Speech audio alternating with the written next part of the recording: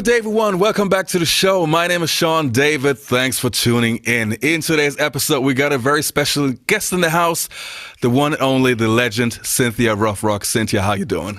I'm doing really great. Good to hear. Good to hear. Now, Cynthia, the first question that I always like to ask my guests is, with athletes, it's always, who was the athlete that inspired you the most? And since you were an athlete / movie star, who was the martial artist that inspired you the most back in the 1980s and, let's say late 1970s?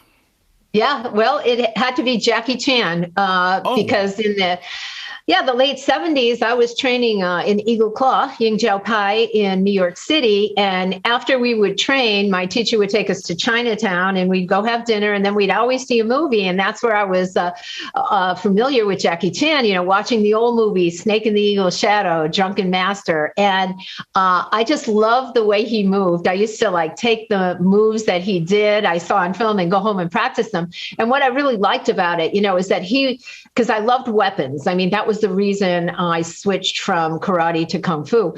But I would love the fact that he would take a telephone and he would use it like a steel whip or, any apparatus he could find. So I started doing that when I was a kid, taking all that. And I'd have to say, he was my one of my first inspirations. Did you ever get the chance to tell him? I did. It was really funny. Nice. I mean, the first day I met him, it was quite exciting for me. I was in Hong Kong and they're like, Jackie Chan wants to meet you. So they set up this meeting in like a karaoke place. And when we went there, they brought in this and they're like, Jackie's going to sing for you. And I was like, oh my God, they're going, this is so exciting. So all these people are there. We go in this private room and Jackie comes in. Now, at that time, he didn't speak English too well, right? So we're sitting there and all of a sudden they're like, he's going to sing specifically for you, Cynthia. And he started singing this nursery rhyme, Three Blind Mice. And I was like, is this a joke? Do I laugh or what? But he was singing it like he was Pavarotti, like with passion. And everybody's like this looking. And I was like, is there a hidden camera here or something? And then I realized it was serious because it was an easy song for him to sing in English, right? So, wow. So that was a memorable moment in my lifetime. Jackie Chan singing Three Blind Mice to me. Incredible.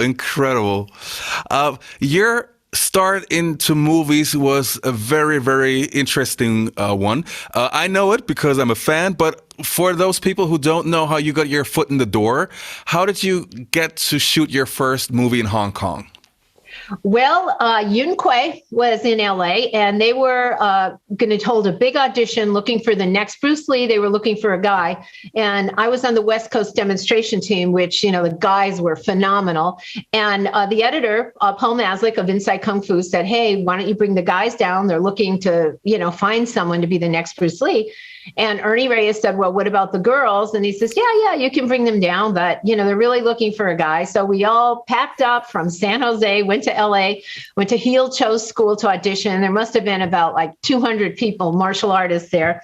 And I got up in front of them and I did some weapons. I did self-defense. I did some free sparring. I did form.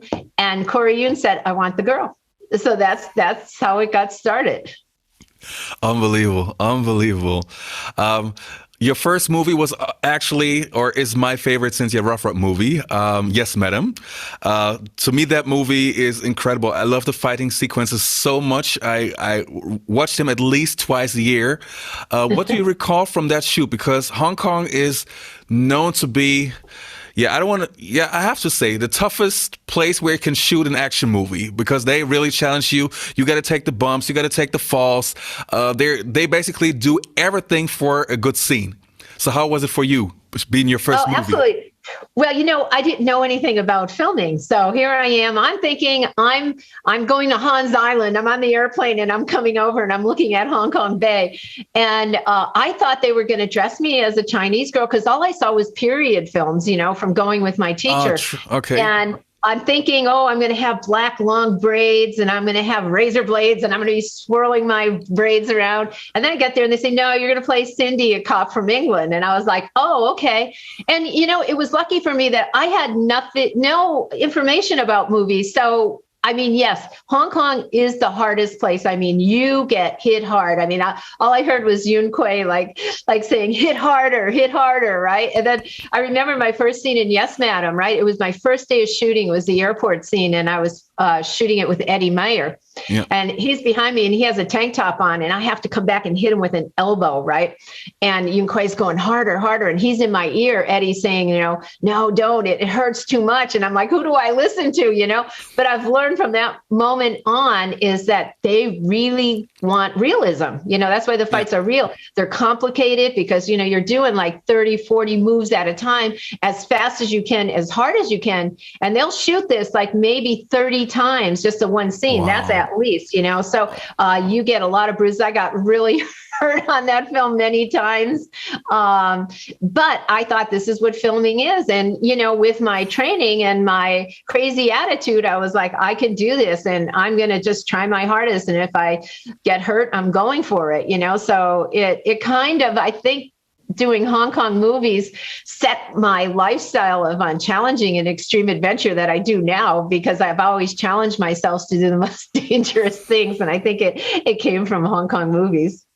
Incredible. Now, it's kind of interesting to see that your first movie was that extreme experience. I think it's the best that could have happened to you, because if you would have shot a US production at first and then you go to Hong Kong and you see the difference, I think it's easier the other way around, having the tough experience first and then go into the US and see, oh, okay, I can actually do a movie without getting beaten to pulp. But what do you think? Do you think it was better having first the Hong Kong movie? Absolutely. Because I've learned the hardest way. And I remember when we were shooting, I was shooting American movies. It's like, oh, I'm on vacation, and the stunt coordinator goes, Cynthia, you don't have to hit so hard. You don't even have to hit. And I was so used to the Hong Kong style that, it was easier for me to take it down a notch than I guess for someone to bring it up a notch. So, it was, but that's how I trained. When I was competing professionally, I always did it as hard as I can, as strong as I can, and, make my movements as realistic. Yeah. In 1987, you shot the movie No Retreat, No Surrender Part 2.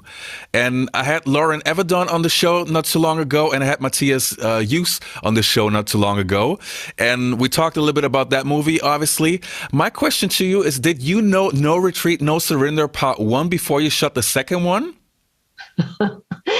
Actually, I didn't, but I think I kind of did my homework and found a little bit. And so I knew it had Van Damme in it, and it also had Kurt McKinney in it. Yes. So when I went to Hong Kong, right, they both pulled out at the last second. And when I was introduced to Lauren Avedon, right, from Corey Yoon, he introduced him to me as the character name, not his real name. And I thought he was Kurt McKinney. And I was like, how could someone look so different on film and in person, right? And funny. I remember that day, that exact day, they told Yun Kuei that Van Damme wasn't coming and that they were going to use Matthias Hughes instead. So he was kind of in for a shock. He wasn't too happy that day, but Matthias did a great job. Yeah, absolutely. A question that comes to mind for me is, I was always a huge Cannon film fan back in the 1980s, because they obviously they had some of the craziest movies, some of the most outlandish movies, but they also had some movies that we now consider cult classics. Since they were so huge in VHS distribution, did they ever contact you to shoot a movie for Cannon Films? Yes, actually they did. There's actually a horrific poster out there with me doing a jumping sidekick in fishnet stockings. And I hate it. I wish I could get them all and burn it. But that was, I was going to do a picture with Menachem Golan. And I think it was almost at that time they were getting out of the business or getting into the business. So it never went, but it was very close to enough where you can see the poster out there. I can't remember what the name of the movie was. But oh, come on. No, I really can't. I can't remember. I just remember that horrific picture that they used as a poster. All right, I believe you. Now, finishing with the 1980s, I'm interested, who was who was the one guy that you wished you could have shot a movie with back in the 1980s? I would say Jackie Chan, and I makes sense. almost got to shoot with him. I was supposed to be in Armor of God. I was supposed to be the nemesis in that. And that's when he got hurt and he, didn't do movies, I think for a year and a half.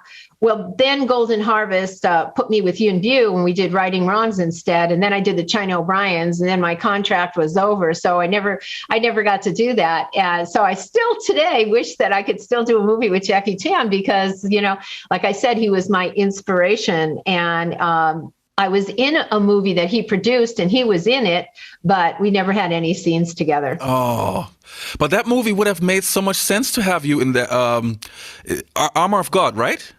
Yes, Armor of God. Yeah, that totally would have made sense. That would have perfect match. Yes. But then I went to do Righting Wrongs, which I love that movie, and I loved working with Yuen Biu. So, it wasn't that bad of a trade-off.